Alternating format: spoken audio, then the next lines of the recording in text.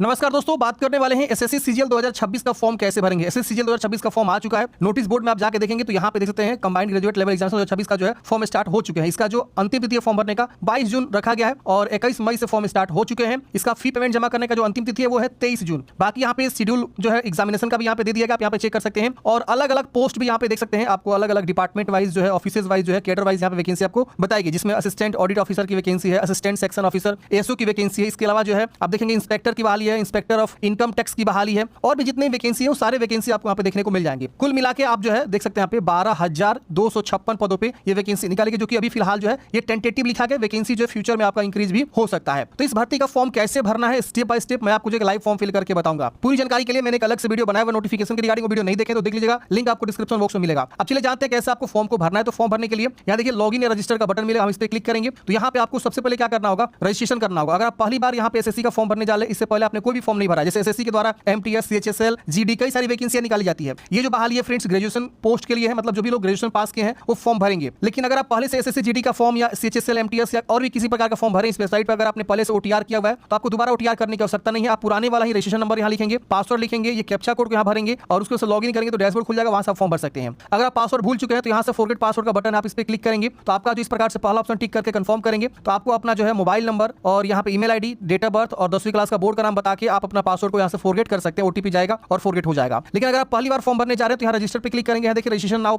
Option मिलेगा, आप इस पे क्लिक करेंगे तो आपका जो है रजिस्ट्रेशन वाला ये 4 स्टेप्स खुल के आ जाएंगे। यहाँ से आपको कंटिन्यू करना है और यहाँ से आपको चारों स्टेप्स को अच्छे से कंप्लीट करना है। मैंने अलग से जो है ओटीआर के रिगार्डिंग एक अलग से वीडियो बनाया हुआ, वीडियो नहीं देखे तो देख लीजिएगा, उसका भी लिंक आपको डिस्क्रिप्शन बॉक्स में मिलेगा। यूट्यूब पे जाएंगे, सर्च करेंगे SSC OTR process DS helping forever, topic लिखना है और चैनल का नाम लिखना है, आपको ऑटोमेटिक वो वीडियो दिख जाएगा, आप देख सकते हैं। चलिए मैं आपको डायरेक्टली यहाँ से लॉगिन करता हूँ, मैं अपना registration number, password, captcha code भर के लॉगिन करूंगा। जिसे लॉगिन करेंगे फ्रेंड्स आपका इस प्रकार से डैशबोर्ड खुल जाएगा। यहाँ पे आप नीचे आएंगे तो यहाँ पे देखिए लाइव एग्जामिनेशन में आपको एसएससी सीजीएल 2026 का जो है यहाँ पे आपको नोटिस देखने को मिल जाएगा और यहाँ एप्लीकेशन स्टार्ट डेट, इन डेट और फी पेमेंट जमा करने का लास्ट डेट और कब से कब तक करेक्शन होगा। कोई गलती हो गया तो आप करेक्शन भी कर सकते हैं, उसका डेट यहाँ शो करेगा। आपको अप्लाई बटन मिलेगा, इस पे क्लिक करेंगे, सीधे ये वाला पेज खुल के आ जाएगा। यहाँ पे आपको ध्यानपूर्वक पढ़ लेना है और फिल फॉर्म पे क्लिक करना है। जैसे फिल फॉर्म पे क्लिक करेंगे आपका ये पर्सनल डाटा जो है 1 से लेकर 8 तक जो सीरियल नंबर है कॉलम्स वो आपका ऑटोमेटिक फिलअप रहेगा, जो कि आपका रजिस्ट्रेशन से उठाया हुआ है। अगर सपोज आपको यहाँ 1 से 18 में कोई चेंज करना है सपोज, तो आपको पहले क्या करना होगा, एडिट रजिस्ट्रेशन डिटेल्स पे क्लिक करके आप जो है अपना ओटीआर को मॉडिफाई कर सकते हैं। अगर आप if you want modify any OTR registration details तो आप एडिट रजिस्ट्रेशन में क्लिक करेंगे। यहाँ से आप जो है कॉर्नर पे मिलेगा आपको जानकारी एडिट करने के लिए रजिस्ट्रेशन, तो आप एडिट कर लीजिएगा। लेकिन अगर आप चाहते नहीं मुझे कोई कुछ भी एडिट नहीं करना है तो आप सीधे क्या करेंगे, जानकारी को वेरीफाई करेंगे और सीधे नीचे आएंगे, नीचे आपको नेक्स्ट कर देना है। ये देखिए यहाँ पे आपको जो 18 कॉलम ऑटोमेटिक फिलअप रहेगा, सीधा आपको नेक्स्ट बटन पे क्लिक करना है, यहाँ पे सक्सेस हो जाएगा, ओके कर देंगे।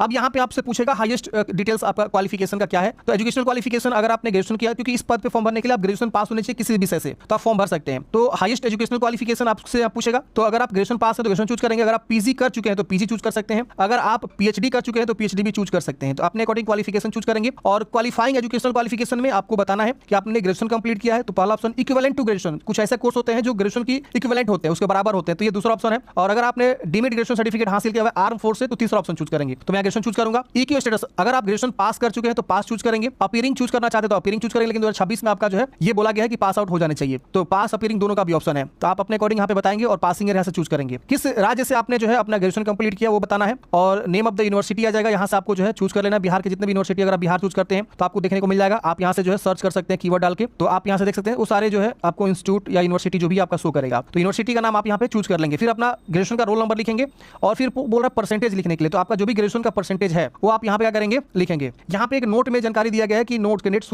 Who do not their percentage mention on their marks due to कोविड-19 any other reason of the year 2021, जैसे कि कोविड-19 में बहुत सारे कैंडिडेट्स का जो है परसेंटेज नहीं मेंशन हुआ है उनके मार्कशीट पे 2021 में उन लोगों का एग्जाम होगा, तो वो लोग यहाँ पे परसेंटेज के तौर पे एनए लिख देंगे। क्या लिख देंगे, एनए, यहाँ लिखे साफ लिखा हुआ इंटर एनए। लेकिन जिनका परसेंटेज मेंशन है उनके मार्कशीट पे वो परसेंटेज यहाँ लिखेंगे। अगर सीजीपीए है तो सीजीपीए लिखेंगे, कोई एक आपको लिखना है, या तो परसेंटेज, जैसे हम परसेंटेज लिखेंगे सीजीपीए डिसेबल हो जाएगा, अगर हम सीजीपीए लिखेंगे तो यहाँ पे परसेंटेज डिसेबल हो जाएगा, तो आपको कोई एक लिखना है और फिर यहाँ से एनेक्स करना है। सेव एनेक्स करते ही डाटा सेव हो जाएगा। अगला स्टेप आपका खुलेगा, अब एडिशनल इन्फॉर्मेशन पूछा जाएगा आपसे कि आप एक्स सर्विस मैन है तो यस करेंगे वरना नो करेंगे। एज में छूट चाहिए तो अगर आपको छूट चाहिए तो यस करेंगे, नहीं चाहिए तो नो कर सकते हैं। और अगर आप यस करेंगे तो आपका कैटेगरी यहाँ से पूछा जाएगा कि किस कैटेगरी का आप छूट लेना चाहते हैं, तो एससी एसटी को जो है 5 साल, ओबीसी को 3 साल का छूट मिलता है, बाकी विकलांग अलग अलग कैटेगरी वाइज भी आपको छूट देखने को मिलता है। पर्सनल डिफेंस पर्सनल डिसेबल्ड है तो उसका भी अलग से छूट मिलता है, तो आप यहाँ अपने अकॉर्डिंग एज में छूट लेना चाहते हो दे सकते हैं। तो एक बार नोटिस आप देखेंगे, नोटिस में आपको सारी जानकारी दिया हुआ है कि किसके लिए कितना एज चाहिए। यहाँ देख सकते हैं 18-27 वर्ष एज है जो कि आपको बताया गया है, और फॉर द पोस्ट ऑफ 20 से 30, जैसे कुछ ऐसे पद है जिसमें 18-27 वर्ष चाहिए, पोस्ट के अकॉर्डिंग इसमें जो है आपका एज लिमिट है, किसी में 20 से 30 चाहिए, किसी में 18 से 30 चाहिए, 1832 वाला भी यहाँ पे कई सारे ऐसे पोस्ट हैं। इसके अलावा अपर में छूट है, तो आप देख लीजिए अगर आपका उम्र ज्यादा हो चुका है तो आप यहाँ छूट ले सकते हैं, नहीं तो आप इसे नो करेंगे। करेंगे। यहाँ पे आप चाहे तो यस कर दीजिए, नो कर दीजिए, इससे कोई मतलब नहीं पड़ता है। आप इसके वजह से सेव एंड नेक्स्ट कर देंगे, ये डेटा सेव हो जाएगा, ओके करेंगे। अब आपको यहाँ पे प्रीफरेंस देना है एग्जामिनेशन सेंटर का, तो आपको 3 एग्जाम सेंटर देना है प्रीफरेंस के तौर पे, तो वो 3 आप प्रीफरेंस यहाँ पे करेंगे, डाल देंगे जो भी आप जहां भी रखना चाहते हैं अपने अकॉर्डिंग, 3 प्रीफरेंस। फिर यहाँ पे medium of computer based examination, किस भाषा में आप एग्जाम देना चाहते हैं, हिंदी में कि अंग्रेजी में, अपने अकॉर्डिंग चुनाव करेंगे। फिर दोबारा आपको कंफर्म करना है। यहाँ पे विकलांग पर्सन के लिए ऑप्शन है, तो अगर आप ओटीआर में अपना विकलांग पर्सन डाले हैं कि हम विकलांग है यस पे, तो सबके लिए ऑन मिलेगा, बाकी सबके लिए डिसेबल मिलेगा। इसके वजह से यहाँ पे अगर आपको लिखने में डिफिकल्टी है तो आप यहाँ पे स्क्राइब ले सकते हैं, फिजिकल लिमिटेशन यस करेंगे और अपना जो है रिक्वेस्ट सर्टिफिकेट यहाँ अपलोड करेंगे, नहीं तो इसको नो करेंगे। तो ये भी विकलांग पर्सन के लिए है, ये सब कोई नो कर देगा। विकलांग वाले अपने अकॉर्डिंग देख सकते हैं, अगर उनको स्क्राइब चाहिए तो वो यस करके अपना जानकारी को देगा। अब देखिए यहाँ पे एक और पोस्ट है जो कि इसमें कुछ अलग ही प्रकार का क्वालिफिकेशन रखा जाता है। Are you also applying for the post of junior statistical officer, junior statistical officer में, और देखिए यहाँ पे एक और यहाँ पे देख सकते हैं जूनियर स्टैटिस्टिकल ऑफिसर, यहाँ पे जो कि इस विभाग में है और ये अलग विभाग है।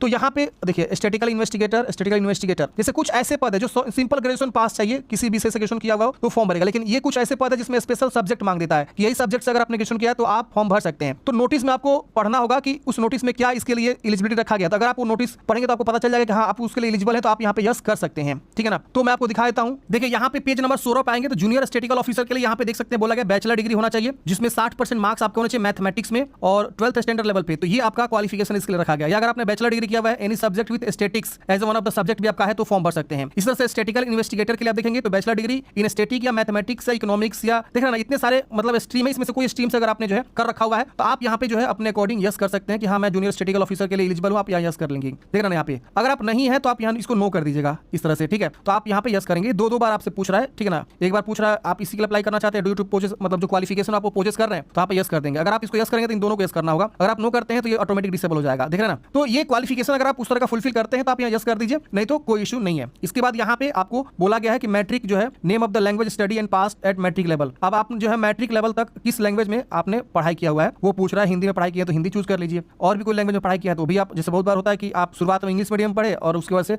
हिंदी मीडियम में शिफ्ट हो गए, ऐसा भी हो सकता है। फिर यहाँ पे दोबारा आपको बतानी है कि मीडियम ऑफ मैट्रिकुलेशन, मैट्रिक में आपने जो है कौन सा मीडियम में एग्जामिनेशन दिया हुआ है, अंग्रेजी में कि हिंदी में, ये पूछा जा रहा है। Are you also applying for the post of static audit officer. अच्छा, ऑडिट ऑफिसर का भी अलग क्वालिफिकेशन है, तो यहीं पे दिया हुआ देख सकते हैं यहाँ पे ऑडिट ऑफिसर, देखिए अकाउंट ऑफिसर, असिस्टेंट ऑफिसर, देख रहे ना, ये देखा असिस्टेंट ऑडिट ऑफिसर। तो बैचलर डिग्री चाहिए किसी भी इंस्टीट्यूट से तो आप फॉर्म भर सकते हैं। बाकी यहाँ पे प्रोफिशिएंसी के बारे में बोला गया, तो वही आपसे पूछ रहा है। अगर आप फुलफिल कर रहे हैं तो आप यहाँ यस करेंगे, नहीं तो आप यहाँ पे नो करेंगे, ठीक है। आप चाहते तो यस कर सकते हैं, आपके ऊपर निर्भर करता है। फिर यहाँ पूछ रहा है कि असिस्टेंट ऑडिट ऑफिसर के लिए अप्लाई करना चाहते हैं, कुछ ऐसे पद हैं। बाकी देखिए बाकी कुछ ऐसे पद हैं जिसमें स्पेशल क्वालिफिकेशन बोला गया है, तो आप यहाँ से देख लीजिए एक बार और उसको यस कर दीजिए। नहीं करना चाहते तो आप नो भी कर सकते हैं। ये देखिए अकाउंट ऑफिसर के लिए अलग से पूछा जा रहा है, चाहते तो यस भी कर सकते हैं, नहीं चाहते तो आप इसको नो कर दीजिएगा। तो इस तरह से आपको चूज कर लेना है और यहाँ से अवेयरनेस करना है। क्वालिफिकेशन के ऊपर निर्भर करता है कि आप क्वालिफिकेशन क्या फुलफिल कर रहे हैं उसके ऊपर। अब अगला स्टेप में फोटोग्राफ और सिग्नेचर अपलोड करनी है। तो ये आगे का प्रोसेस जो है फोटोग्राफ सिग्नेचर ये मोबाइल से मैं करके दिखाने वाला हूँ, क्योंकि यहाँ पे जो है ना फेस ऑथेंटिकेशन किया जा रहा है। फेस ऑथेंटिकेशन में क्या है कि आपको जो है ये मोबाइल से ही पॉसिबल है, क्योंकि इसमें जो है ना फेस को, चेहरा को देख के जो है ये आपका सॉफ्टवेयर ऑथेंटिकेट करेगा कि वो आप ही हैं कि नहीं। क्योंकि आपने यहाँ पे फॉर्म भरते समय आधार दिया हुआ है, तो आधार के अकॉर्डिंग ही फेस ऑथेंटिकेशन पॉसिबल है। तो आधार के लिए आरडी सर्विस हम फेस के लिए इंस्टॉल करेंगे और उसके बाद एक मतलब 2 एप्लीकेशन इंस्टॉल करना होगा। दोनों में आपको बता दूंगा कौन कौन सा है और दोनों के साथ हम प्रोसेस करेंगे। तो ये सारा जो है देखिए बोला गया मोबाइल एप्लीकेशन पे जाना है, डैशबोर्ड पे जाना है और उसके बाद आपको जो ये आधार ऑथेंटिकेशन वेरिफिकेशन कंप्लीट करना है। फिर यहाँ पे फोटोग्राफ और सिग्नेचर बाकी सब वहीं सब करने वाले हैं। सारा चीज अब इसके आगे का प्रोसेस हम आपको मोबाइल से दिखाएंगे और मोबाइल से ही पॉसिबल हो पाएगा, बाकी किसी से पॉसिबल नहीं है। वो आप लैपटॉप से नहीं कर सकते फेस ऑथेंटिकेशन। चलिए आगे हम ले चलते हैं मोबाइल के स्क्रीन पे और यहाँ से प्रोसेस बताते हैं। इसके आगे हम फॉर्म सबमिट करेंगे, पेमेंट लगा तो पेमेंट भी करके दिखाएंगे, जिनका पेमेंट नहीं लगा उनका जो है प्रिंट आउट निकल जाएगा। चलिए आगे हम मोबाइल पे ले चलते हैं। तो फ्रेंड्स समझ चुका अपने मोबाइल के स्क्रीन पे जो मैं बता रहा हूँ स्टेप आप करते चले जाइएगा, आसानी से हो जाएगा। आप यहाँ क्या करेंगे, प्ले स्टोर ओपन करेंगे। आपके मोबाइल में इस प्रकार से जो है प्ले स्टोर का एक एप्लीकेशन होता है, सबको पता है प्ले स्टोर क्या होता है। इसको ओपन करेंगे, यहाँ पे आपको 2 एप्लीकेशन इंस्टॉल करना है। एक आपको इंस्टॉल करना है माई एसएससी। सर्च में जाएंगे, सर्च करेंगे माई एसएससी। जैसे आप लिख के सर्च करेंगे ना, ये पहला आपको देखने को मिल जाएगा इस तरह का जो एप्लीकेशन माई एसएससी, और यहाँ पे ये 21 MB का है और इसको अपडेट कर लेंगे। अगर आप पहले से इंस्टॉल किए होंगे, नहीं तो इंस्टॉल कर लेना है। इंस्टॉल करने के बाद इसको ओपन करेंगे। दूसरा एप्लीकेशन है फेस आरडी सर्विस। क्या लिखेंगे, फेस आरडी सर्विस ऐप। देखिए ये सर्च करेंगे, ये आप देख सकते हैं आधार का लोगो लगा हुआ है और यहाँ पे गवर्नमेंट लिखा हुआ है, मतलब ये गवर्नमेंट का एप्लीकेशन है, देख सकते हैं यहाँ पे, और 10 करोड़ डाउनलोड से, देख रहे हैं ना। तो इसको आप करेंगे इंस्टॉल कर लेंगे। मैंने ऑलरेडी इंस्टॉल किया हुआ है तो यहाँ पे अनइंस्टॉल लिख रहा है। इस एप्लीकेशन को आप ओपन नहीं कर सकते, आपके मोबाइल के बैकग्राउंड में रन होता है। मैं आपको दिखा देता हूँ, इसको एक बार अनइंस्टॉल करता हूँ। देखिए अनइंस्टॉल हो गया। मैं इंस्टॉल करूंगा तो इंस्टॉल हो जाएगा, लेकिन ये ओपन नहीं होगा। ध्यान दीजिएगा, ये ओपन नहीं होता है। अगेन मैं बोल रहा हूँ, आपके मोबाइल में ऑटोमेटिक वो बैकग्राउंड में आ जाता है। तो इसको मैंने इंस्टॉल कर लिया। दूसरा मैंने एसएससी को भी इंस्टॉल कर लिया। अब मैं क्या करूंगा, माई एसएससी जो एप्लीकेशन है उसको मैं ऑन करूंगा, ठीक है ना, ओपन करूंगा। तो माई एसएससी देखिए, मैं इसको क्या करूंगा, ओपन करूंगा। ओपन करते ही इस प्रकार से लोड लेगा, एरर आएगा, इसको आप ओके करेंगे, ठीक है। यहाँ पे देखिए कॉर्नर पे लॉगिन और रजिस्टर का बटन, इस पे क्लिक करेंगे और जिस यूजर आईडी पासवर्ड से आप लॉगिन करते हैं एसएससी के पोर्टल पे, वही यूजर आईडी पासवर्ड लिख के कैप्चा कोड भर के आप लॉगिन करेंगे। आप यहाँ से भी फॉरगेट कर सकते हैं पासवर्ड को, सारा प्रोसेस यहाँ से भी कर सकते हैं। आप यहाँ से भी ओटीआर कर सकते हैं, रजिस्ट्रेशन कर सकते हैं, सारा चीज कर सकते हैं। तो चलिए मैं यहाँ पे क्या करता हूँ, लॉगिन कर लेता हूँ फटाफट। जैसे लॉगिन करेंगे तो आपका डैशबोर्ड खुल जाएगा। यहाँ देखिए डैशबोर्ड का एक सिंबल बन जाएगा नीचे में, और यहाँ कॉर्नर पे आपका जो है आधार पे ग्रीन टिक लगेगा, समझ लीजिए आपका लॉगिन हो चुका है। तो आप क्या करेंगे ना, डैशबोर्ड पे क्लिक करेंगे नीचे में। जैसे डैशबोर्ड पे क्लिक करेंगे ना, तो यहाँ पे जो भी एग्जामिनेशन चल रहे हैं एसएससी सीजीएल का वो आपको शो हो जाएगा। देखिए शो हो गया। और अभी क्या करेंगे, आपको आना है माई एप्लीकेशन पे, क्योंकि हमने ऑलरेडी लैपटॉप से इसको ओपन कर दिया है। तो यहाँ पे आप क्लिक करेंगे तो आपका वो अप्लाई नहीं होगा। मैं दिखाया तो देखिए देख रहा ना, आपका ऑलरेडी पेंडिंग दिखाएगा। तो आप ओके करेंगे तो जाना है आपको कहाँ पे, माई एप्लीकेशन में जाना है। और यहाँ देखिए आपका जो फॉर्म है एसएससी सीजीएल वाला आपका शो करेगा, कंटिन्यू वाला बटन जो दिखेगा आपको उस पर क्लिक करना है। अब आपका वो सारा स्टेप खुल के आ जाएगा, सीधे आपको क्या करना है, यहाँ सेव एंड नेक्स्ट कर देना है। ठीक है, अब आपका एजुकेशनल क्वालिफिकेशन सारा ऑलरेडी फिलअप रहेगा। अगेन सेव एंड नेक्स्ट करेंगे, अगेन ये डाटा आ जाएगा, फिर सेव एंड नेक्स्ट करेंगे, ये डाटा आ जाएगा, फिर अगेन सेव एंड नेक्स्ट करेंगे। अब आपको यहाँ पे लेके आ जाएगा पांचवें स्टेप फेस ऑथेंटिकेशन वाला पे। अब आपको इसको टिक करना है, और यहाँ देखिए एक ऑप्शन मिलता है आधार फेस ऑथेंटिकेशन, इस पे क्लिक करेंगे और इस तरह से आपको जो है अलाउ करते चला जाना है। आपका कैमरा ये परमिशन मांग रहा है। अब देखिए ऑटोमेटिक ये आधार वाला जो हमने आईडी सर्विस इंस्टॉल किया था एप्लीकेशन, ऑटोमेटिक यहाँ आ जाएगा, ऑटोमेटिक आएगा। और यहाँ पे इस तरह से प्रोसेस लेगा, आपको यहाँ पे टिक करना है इसको। और यहाँ देखिए बोला है कि अपने फेस को जो है सर्कल में लाना है और अच्छे से मेंटेन करना है अपने चेहरा को कैप्चर करने के लिए। और ध्यान रखना है बैक लाइट अच्छा हो, वेल हो, चश्मा हटा देना है और आंख को ब्लिंक करना है। आंख जैसे ब्लिंक करेंगे आपका जो है क्या करेगा, फोटो खींच देगा। तो मैं इसको टिक करूंगा और प्रोसेस करूंगा। मैं चेहरा यहाँ पे लाऊंगा तो वो ग्रीन होगा ऑटोमेटिक। ये देखिए रेड हो रहा है, मैं जैसे दूर जाऊंगा ना चेहरा ग्रीन होगा, देख रहा ना, ऑटोमेटिक देखिए ग्रीन हो रहा है, डिटेक्ट कर रहा है। और ग्रीन होते जैसे आंख में ब्लिंक करूंगा, ध्यान दीजिएगा मेरे आंख के ऊपर, तुरंत ये फोटो खींच लेगा। देखिए फोटो खींच लिया। तो इस तरह से आपका फेस ऑथेंटिकेशन हो जाएगा, और फेस ऑथेंटिकेशन होते ही